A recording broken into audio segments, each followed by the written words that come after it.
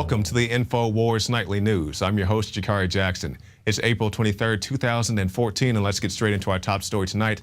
New York Homeland Security encourages businesses to snitch on gun owners as potential terrorists. Some of the suspicious activity includes, but definitely is not limited to, the stockpiling of food and ammunition. And off the top of my head, I cannot think of a larger stockpile of ammunition than the Department of Homeland Security themselves. So let's give the DHS a call and see if they're aware of their own potential terrorist activity. Safe New York. Yes, is this the see something, say something line? This is the terrorism tip line. Okay, I don't know if they're one and the same. Do I need to talk to any particular person to report some? What kind of information are you looking to relate? Well, sir, I'll tell you, I came across a report the other day, a report about people getting storable foods and ammunition and so forth. And it's my understanding that DHS was considering that to be a suspicious activity. I'm sorry, a little bit nervous. I've never really done this kind of thing before. And I just became aware of a group that's storing up ammunition and things such as that sort. And I don't really have too many particulars about the group. I can't say, it's Bob down this street or, this guy or that guy. But the thing I also know about these guys, in addition to having all this ammunition and so forth, they also have targets of children. I'll tell you, sir, because, I like to go out to the gun range and so forth, and you go out there and you shoot, normally people will shoot targets of the bad guy with the gun, or they shoot a picture of a zombie, but this group is shooting targets of little children, and it very much concerns me, considering that they have all this bulk ammunition, that they're shooting targets of children.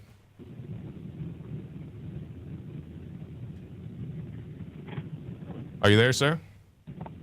I'm here. Do you want to tell me who this is? I'm sorry, I can barely hear you. Are you on a speakerphone, sir? Would you like to tell me who it is that is doing this? It is the Department of Homeland Security, sir. Oh, thank you for calling. Okay, are you aware of these things, sir? Well, I'm put you back on speakerphone so you can continue talking. Go ahead. Okay, sir. Well, it's very much concerning to me that a group that's buying bulk ammunition is also shooting targets of little children. Were you aware of these things, sir? Is this new information to you? Were you aware of new reports of shotgun shells being purchased by DHS in addition to sniper ammunition?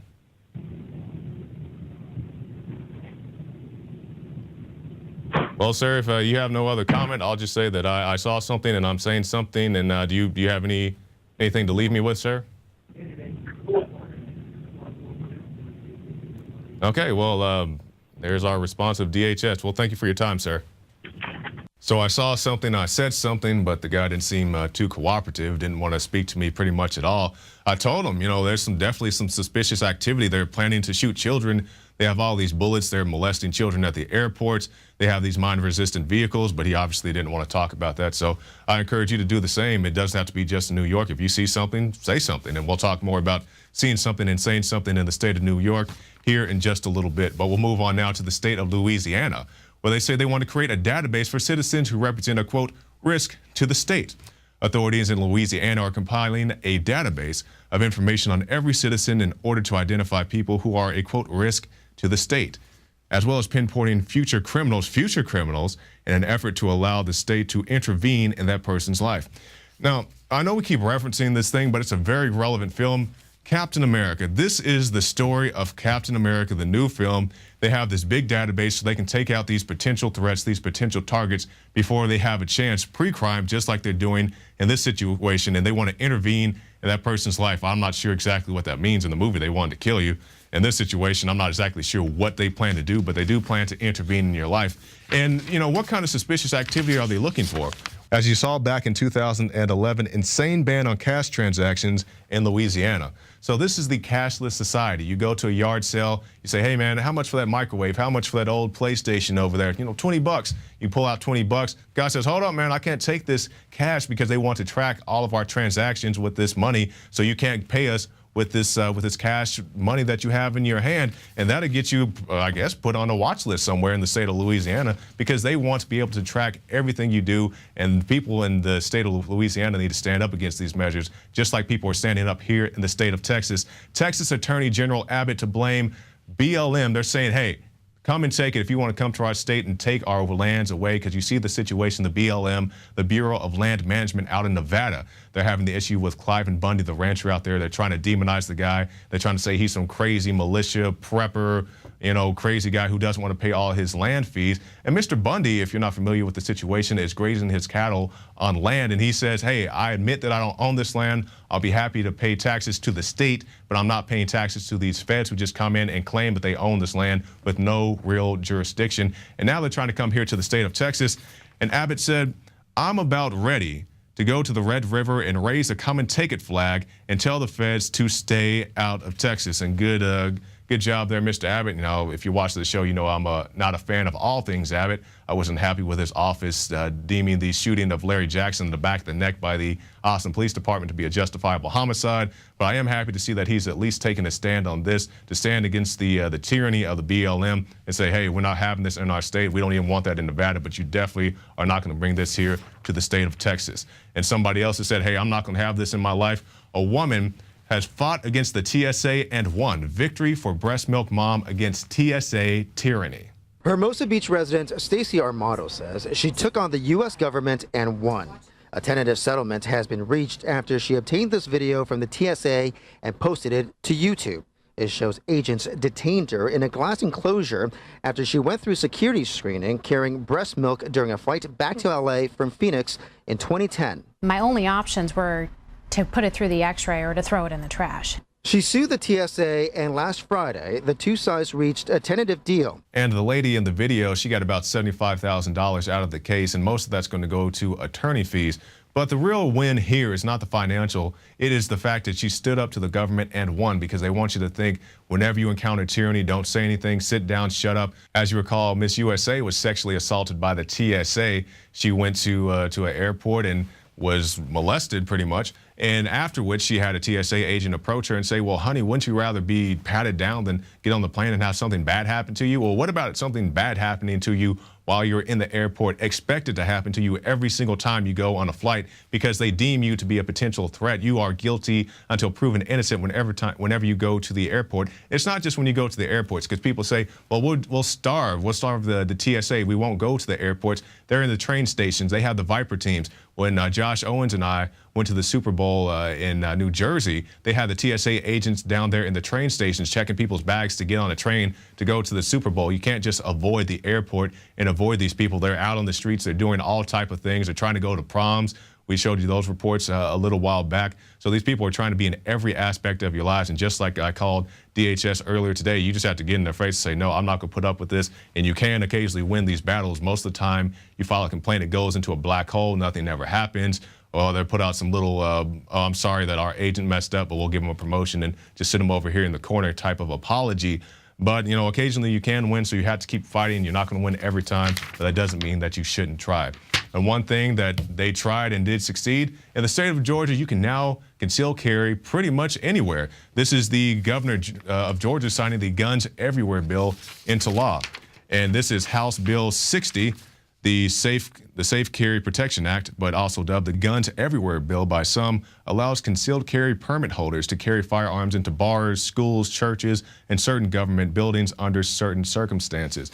Now, I definitely don't think that guns and alcohol mix, but if you can handle your firearm appropriately, also same thing when you go to school, you obviously don't want to cause any type of panic, but also if you have the proper concealment and you're not putting anybody in a state of alarm, you're not carrying in a measure calculated to cause alarm, hey, that it's a free country, or at least it's supposed to be. And also you can go into government buildings. As you can go into the government building here in the state of Texas, you can go into the state capitol, but if you step onto the Texas Capitol grounds with your firearm exposed, Texas DPS will pretty much drag you to the ground and illegally arrest you. I've seen them do that 3-4 times personally. That's just the things that I've personally witnessed. But Georgia, they're going in the right direction. They're not like the state of New York, where they're saying that if your gun has certain cosmetic features, you cannot have it. Or in the state of California, where they're trying to ban firearms. They have ATF rating people like Aries Armor. It's just gun grabbing going on all around. But definitely appreciate you guys in Georgia sticking up for your Second Amendment rights. And they say, well, that means people are going to carry all the time. There are plenty of people who don't carry their guns. There are possible many potential gun owners, people who actually have guns currently, and they leave their guns at home, they leave their guns in the car, so that doesn't mean everybody in the state is going to be carrying. There's many irrational fears, many anti-gun groups springing up to fight these type of measures. But yeah, armed society is a polite society. I've been to many gun shows, I've been to many gun stores.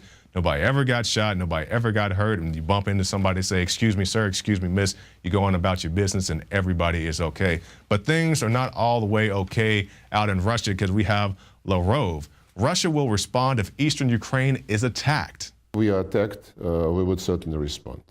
If our interests, legitimate interests, the interests of Russians have been attacked directly, like they were in South Ossetia, for example, I don't see any other way but to respond in full accordance with international law.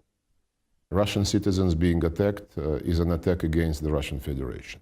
And that was the Russian foreign minister. Now, I'm definitely not here cheerleading for Russia. I'm not a Putin apologist, but I don't think we should be playing Team America World Police, doing what we see fit, involving ourselves in foreign affairs, especially against a country so powerful as Russia. That's not just us, it goes for anybody. So, I'm not here saying Russia is great, but I don't think everything we do here in the States is great. We have drones, we have wiretapping, we're running guns into Mexico, we're not holding people accountable for Benghazi, so we're not exactly high up on the social scale either. Let's talk about some other things going on in the world. We'll continue going around to other places. This time we'll go to the Philippines. Obama not welcome. Filipinos protest presidential visit. Police armed with shields and with fire hoses clashed with more than 100 left-wing activists, and they rallied at the U.S. Embassy in Manila. And they said they don't want Obama coming because they're sure that the new pact that he's pushing would increase American military presence in the Philippines. So they attacked them with water hoses, which is, I guess, the non-lethal response of, well, we're not killing these people, so using water hoses is okay, just like they did here during the civil rights movement. But now they say, or at least here in the States, they're not going to use the water hoses. What they'll do, they'll pepper spray you, just like we saw at UC Berkeley. They just walk around, well, we're not killing these people, so that's fine. We're not sicking dogs on them. Or they use the tasers. That's the non-lethal choice, even though we've seen people die from tasers right here in the city of Austin or right outside the city of Austin. A child was tased in a school for breaking up a fight, fell down, busted his head, and everybody shrugging their shoulders like they don't understand how or why this happened. Also, we've seen people get tased for having seizures, not got tased and then went into a seizure. They were currently having a seizure, having diabetic shock, and then got tased. So there's a lot of tyranny, a lot of things going on in all these police forces. I understand you have to minimize these situations the best you can, but turning water hoses on people, I don't think is the best way to have yourself shine in the social scene. And it's not just there. We also see things going on in the Rio de Janeiro. And it says the riots turned deadly as protesters erupt over killing a professional TV dancer in City Slum. City Slum is their headline. I understand a lot of people don't like them calling that area a slum. But regardless, a 12-year-old boy has been injured in the protest, according to local media. And it says the unrest began after the body of a professional dancer, Douglas Raphael, was found dead on Tuesday morning. Residents blaming the police for his death. Just like we talked about in our last story, there's plenty of police brutality to go around, and when people see this violence from the police, they get angry and they clash back. Now, I'm not advocating any type of violence against the police, but when you have situations where the police are proactively assaulting you, you do have a right and a duty to defend yourself. Once again, I said that in a defensive measure, don't go out and just start shooting cops just for the fun of it. But if you have a situation when they attack you, you have to protect yourself, you have to protect your family, and that's what's going on here in Rio de Janeiro. Now, are there other people acting on their own accord with their own agendas? I'm sure there are. You always have people with their personal agendas. You also have provocateurs you have to be concerned about. But for the most part, they say, they're just clashing back against the police brutality that is all too prevalent, not just here in the United States, but all around the globe. And that's very evident right now in the state of New York, because we have hashtag MyNYPD. Now, this is a hashtag that was started by the NYPD to give themselves a friendly face, I guess you would say. People were taking happy selfies, or I guess that was the desired effect. But then you actually go to the hashtag MyNYPD. You can go to various articles as well.